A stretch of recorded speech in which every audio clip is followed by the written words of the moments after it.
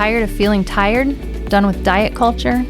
Overwhelmed by conflicting nutrition and fitness messages? Then join us, your hosts of the Nutrition Revolution podcast, as we take a deep dive into all things women's fitness and nutrition. I'm Kimberly. And I'm Tabitha. And together we are debunking diet culture myths and giving you the tools you need to finally see the results you're looking for. It's time to revolutionize your nutrition and training. Go. All right, welcome back. Another Friday has come. Another Friday, another episode. Today we're talking about something near and dear to my heart. It may come as a surprise, maybe not, but non-scale victories. Why they matter, why they're so important. And we're going to really focus today on how the scale is just one tiny piece of information or progress, if you will, and that focusing only on the numbers can actually delay results and even damage your motivation. And I will say, all of my clients get personalized nutrition plans. So I feel some level of accountability of the number obsession, although I work with my clients on non-scale victories are our focus. Yeah. But, you come to me and if you have a weight loss goal or a body recomp goal, and with your personalized nutrition plan, I need to know your height, your weight, your activity levels and everything so I can calculate all of that data for you, right? So on the one sense, and if you have a weight loss goal, okay, well, what does that weight loss goal look like? In the one hand, I'm asking for numbers, right? You know what I mean? It's tough, And I think it's really hard to separate scale numbers from nutrition and working on that, especially in this climate, in this culture, in this country that we live in society where being, overweight and obesity is problematic. Yeah. And a lot of people are trying to lose weight, not just for aesthetics, but for general health and wellness. Especially when their doctors are constantly telling them they're in the BMI obesity range. Right. Yeah. Which, good news, we are doing away with BMI charts. Thank you, Jesus. Thank you, because that is not an indication So of your body composition. And if you have a lot of muscle mass, the number on the scale is going to be higher, yada, yada, yada. Yeah. So thankfully, the BMI charts are antiquated. They're well on their way out. But we need our doctors to update that real quick. Real quick. Exactly. So the number I appreciate and I can understand and I empathize with the attachment to the number. Yeah. But it's actually not that important. No. There's so many other things. There's so many other things that are more important to focus on than the number. And, like you said, if they have a goal, when I do their custom macro count, I'll ask for their weight. Sometimes they're like, well, last time I checked, I weighed this. And I can be like, you probably haven't checked for a while. We need to update that. Yeah. No, you need to update it. But we don't do a ton of weight check-ins. We don't have scales. I don't even have a scale at my house. Well, I do now. But you just got one for your home gym. Got one for our home gym. You're not using for my that for your husband's clients. thing, but I don't use it with my clients. I don't ever weigh my clients in person. In fact, I actually encourage my clients to do the scale no more than once a month. I think having that really good conversation with clients about what the scale tells us, it is just your gravitational pull. This is the number. This is what the scale says. This is why I need this information. So you ask your clients, all right, I need your weight right now so that I know how much protein, how many carbs, how much fat you need in order to hit your goal. Explaining that to them and then saying, but this is not our focus is super valuable, right? So then you can say I only need this so that we can get you moving in the right direction. And now we're going to focus on non-scale victories. How are you sleeping? How are you functioning throughout the day? How is your energy? How is your sex drive? How are your relationships? How are you feeling about life in general? Telling them how are your clothes fitting you and paying attention to those things, because then that takes away the obsession with I'm constantly weighing myself and getting this data. Yeah. And if you're weighing yourself every week, your weight can fluctuate 1 to 3 pounds. Yeah. Well, I think it's also cool having clients who are obsessed with weighing themselves, tracking that weight and putting it kind of on a scale for them to see the pattern. Noticing the trends. Yeah, noticing the trends. Especially for women around their menstrual cycle. Right. Because then it's bloating. Oh my gosh. Water weight is real. Yeah. Doctors will be like, oh, you can only gain a pound when you're on your period. No. Yeah. No. Like, I even had up someone, to 5 pounds. Yeah. I had someone depending. weigh themselves after they flew. And they were like, oh my gosh, like I've gained so much weight. And I was like, yeah, you should check your weight before you fly and then after you fly.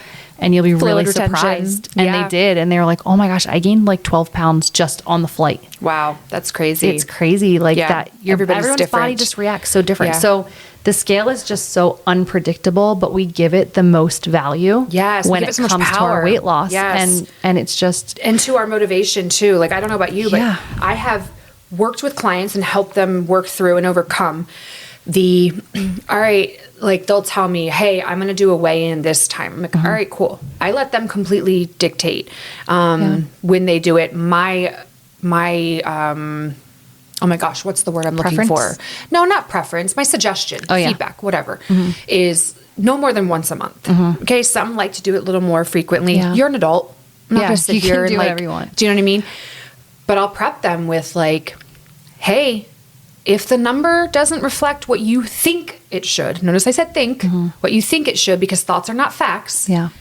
doesn't mean that there's not been progress. Right. So I like to break down the non-scale victories, aka wins that actually matter. And I like to break them down into like mindset and mental wins, strength and performance wins, like lifestyle habits wins. So looking at the mindset wins, because I just had this recently with a client. You know, you're no longer panicking after a meal that went off plan, right? You're less all or nothing, less scarcity, like Kimberly always likes to say, more flexible. You're not labeling food as good or bad. You bounce back after a challenging day instead of giving up for the week, right? You notice that your negative self-talk around food, and you give yourself more compassion. You're making food decisions based more on how you feel, not how you look. For example, I have a client whose mother is dealing with some significant health challenges, and she is having to help care for her mother and take her to doctor's appointments that are like long way away, and been very stressful. It's been very difficult for her to find movement and, you know, the eating and everything. And we were talking about this, working through it. And she said that one of the things she's really proud of herself for is that, you know, a year ago, that she would have just been like gone off the rails. And it would have been Chick-fil-A and Dunkin' Donuts and Starbucks for every meal, all the snacks, all the treats, because basically F it. Yeah. This is tough and challenging. And she's like, and actually now instead I'm still like, I'm going to Chick-fil-A, but I'm getting grilled nuggets and the kale crunch side salad and I'm having water. You know, I'm going to Starbucks and I'm getting egg bites and the oatmeal for my breakfast. She's like, I'm just intuitively making choices that are healthier, even though, and then like, while I'm not getting my movement in, I'm not like thinking like, oh, well then the day's a bust, just eat whatever I want. Right. I'm like, okay, that's a huge win. That's actually the biggest win, really. That's so much freedom. Right? So that's important. The mental mindset wins. Okay. Yeah. Mental mindset wins. What about energy and motivation? So energy and motivation are that mood. Like when I know I'm eating terribly, I'm just in a bad mood all the time. Like I'm just grumpy and miserable, and I don't feel good if I can't get my workout in or whatever. Like I just feel gross. You know, I talk to clients a lot about the way that we view ourselves and the way that we feel has a lot to do with that. Like if you view yourself as strong and healthy and fit and you're hitting your goals, like your mood is going to be better. You're going to be like, oh, I want to keep doing this because I feel better. I'm less anxious. I'm less, you know, ups and downs. I am feeling like I have all this energy and I want to go do something, right? Like when we eat terribly or sleep terribly, we don't want to have that. We don't have the energy to go do those things. So, you know, we physically feel better and stronger, and you have more motivation and energy to meal plan and meal prep to continue to feed into through that, right? Yeah, that's one of the things. Like after the first, like my weeks 2 to 4 in working with a new client, I'm like, hey, talk to me about your midday energy. Hey, talk to me about your caffeine use. Talk to me about your moods. And when they start telling me like, yeah, actually, I'm not getting the 2-3 o'clock slump. Yeah. I'm actually cut back. I'm just having coffee in the morning, really because I love it. I wake up and I feel more energized. I'm not as moody or hangry. Like I'm not swinging between like totally stuffed full Right. and like hangry, starving. I'm like, those are huge wins. That's huge. Or like I was in a That's meeting and I stability. could remember every single word I wanted to say. Having that cognitive availability. Consistent focus. And yes, exactly. Mental clarity at work or at school. Yeah. Those are... Mine changed for me because I remember like I had a sense of direction. And when I was eating terribly or felt awful, my sense of direction was terrible. So, that was a non-scale victor for me. It was like, I know where I'm going and I don't need a GPS or anything like that. This is amazing. You are with it. Yes. Yeah. I have a couple clients that are big caffeine users, drinkers, and they're like, best energy drink. I'm like, consistent meals with real food. Consistent meals with real food. Like, girl, you're skipping breakfast. Yeah. You're doing a latte. Your Alani's not doing it. You're doing an Alani or a latte for breakfast and then eating like a tiny little salad at lunch. And then 2-3 o'clock, you're wondering why you are like prying your eyeballs open, miserable, grumpy. The littlest thing and inconvenience is like setting you off. Like it's actually a normal response to starving. To starving yourself. Yeah, I would be angry too. Yeah. Okay, so better energy, mood improvements, huge non-scale victory. It just makes your life better. Yeah. Too. Number 3, performance and strength. Are you crushing it at the gym? Do you feel powerful and strong in your workouts? Are you able to work out and then go about your day and have energy? Without crashing. Yeah. Do they feel good, not punishing? You're lifting heavier, you're running farther, you're recovering faster. I don't know, like even just your activities of daily living, being able to carry groceries, climb stairs, keep up with kids or grandkids, or just wanting to get up off the couch. Yes. I think that's a big one is like, I remember when I was a teacher and my husband was working ridiculous hours, like we would come home and we would sit on the couch and we would eat dinner at the couch and we would just sit on the couch and then we would go from the couch to the bed. Like we felt gross. Yeah. You felt know, like and trash. then it was like, we started eating better and it was like, hey, you want to go for a walk after dinner? Yeah, I do want to go for a walk after dinner. All right, cool. You want to start running? Yeah, I do want to start running. Cool. You know, it just cycles into this, like, I have energy that's natural inside of me now and I want to like use it. I don't want to just sit on the couch. I want to get up and I want to move my body and go do the things. Like that energy is unmatched. Contrary to, I don't know, popular belief as you get older, you know, it's always like, oh, you're just tired. You don't have the energy. No, actually, it's probably your lifestyle. Yeah. Because I'm older today than I've ever been before in my life. We both just turned 40 this year. I'm saying every single day you're older than you were the day before. Yeah. So in this moment, I'm older than I've ever been. Yeah. And I've got great energy. Yeah. But I have really balanced, nutrient-dense meals that are enough to meet the needs and demands of my body and my training. I'm not skipping them. Yeah. Lots of things. Yeah. Okay. All right. So performance and strength improves. So when your goal shifts from shrinking your body to strengthening it, everything will change. Yeah. There you go. Like that. Turn that into a quote. Yep. All right. I would say that body awareness and confidence. Yeah. Having that confidence. Yep. This is my next thing too. I'm always like, okay, how are your clothes fitting? You said that you love telling your clients to pick a pair of jeans or a shirt and like regularly check in with that piece of clothing versus a scale. Love that. Yeah, I will tell them like find an outfit because it's always like, I can't fit into my favorite jeans. All right, that's your goal. Those are your favorite jeans and you're going to try them on once a month. As long as those jeans aren't from when you were 15 in high school and you're now 45. Listen, if they're the 00 American Eagle circa 1998, honey, we're just giving them to Goodwill. Okay. You should have gotten rid of them the day you got pregnant. So I need to know, okay, when did you buy these jeans? Yes. If they're jeans that you wore last year, but you're not fitting into this year. So like having that outfit, like everyone has like that favorite outfit of like, you know, I used to wear this dress and I felt really confident in this dress, or like, here's a picture of me in this dress that I absolutely loved. And I just want to feel that good again. And so it's put that dress, you know, where you can see it, because our goals have to be visible. Put that dress where you can see it, or put those jeans in your drawer again, get them out of the attic and put them back in your drawer and try them on once a week or once a month so that you know, like, am I getting closer to it or am I getting further from it? I had one client who was super successful with this, and every month she would put on her outfit and then she would take a picture of herself and then she would send it to me so that I could tell her what I was seeing. She didn't sit there and analyze it herself, because if she analyzed it herself, she would find all the flaws. Well, we're also always the last ones Yeah. to see our own progress in It's true. ourselves. Okay. Anyways. So I would look at it and be like, oh my gosh. And then I would circle it and like show her, like, look at the difference here. So having that goal with your clothes, it just creates a confidence. And honestly, like, I feel like one of those non-scale victories is when you find yourself walking a little taller and just like more confidence. you have this like presence where you're like, yeah, I could lift some that swagger in weight. that step. Right? A little glow. And it glow makes up. a difference. I have a client right now who he's younger, but I have been with him for like 2 months doing just working out. And we just started nutrition, but just working out.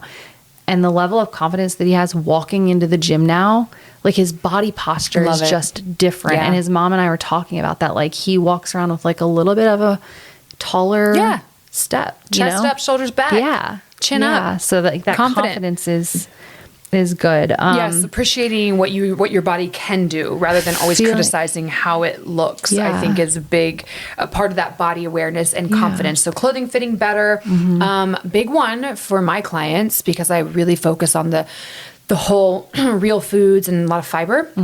Is they notice less bloating and inflammation. That's usually in that first 2 to 4 weeks.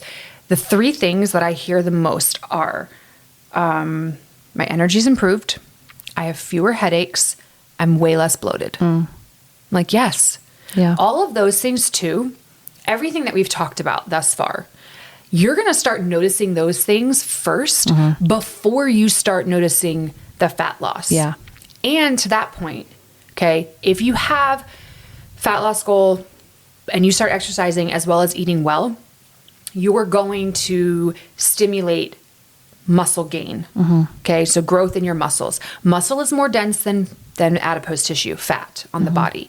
So if you take your bicep and you take all the fat off your bicep and replace it with muscle, it's going to be heavier. So a lot of the times people that have those body recomp goals, you're not going to see the changes in the scale as you are building muscle and losing body fat. You have to then turn to, I'm losing inches, my clothing's fitting better, I'm less bloated and inflamed, I feel better.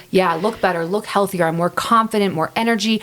All of those things are the true signs that positive change is happening. And I think that happens so many times. Oh my gosh, now I weigh 152 pounds, but I'm in a smaller pant size. Like, how does that happen? You know, like Muscle, we're always baby. having this conversation of like, if you put so much pressure on that scale to be so tiny or whatever, you're going to give up on yourself and your motivation's going to just go away and you're going to give up and you're going to start back over again. Where if you have these non-scale victories that you're constantly checking in with, whether you make a list and post it on your fridge and say like, check energy, check sex drive, check pants feel good, whatever you have to do, when you're focusing on those, you're going to keep going because you feel so good. You don't want to stop. Yes. Versus I'm not hitting 115 pounds. So what's the point? Yeah. And then it's just going to get worse and worse and worse. I think too, as you make the non-scale victories that we've highlighted, which are not, it's not an all-inclusive list, right? It's just, I think, some of the big ones. But as you make that more your focus, your desire to see this number on the scale really starts to decrease. Because that's one thing I notice with my clients that come in hot, gung-ho for this number, whatever it might be.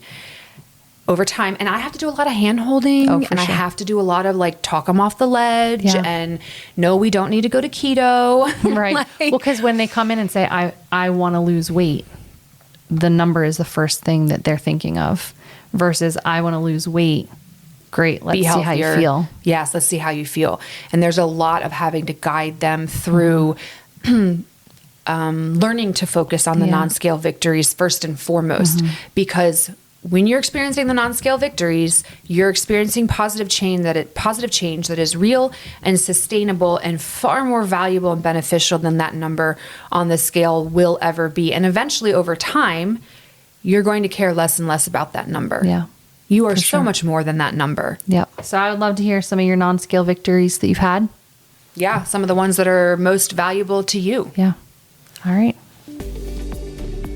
Thanks for spending your time with us. If you found this podcast helpful, we would love for you to share it with your friends and family. And don't forget to subscribe on your podcast platform. If you have nutrition or fitness questions you want answered on future episodes, we would love to hear from you. You can submit these questions to our email, thenutritionrevolutionpodcast@gmail.com, and follow us on Instagram at the Nutrition Revolution Podcast.